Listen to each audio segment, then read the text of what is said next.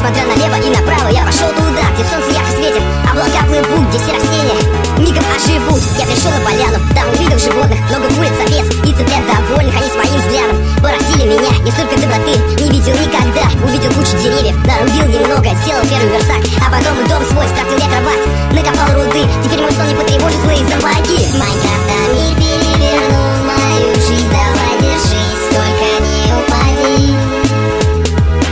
В текстурах не пропадешь, ты не боись, я поддержу, только ты держись.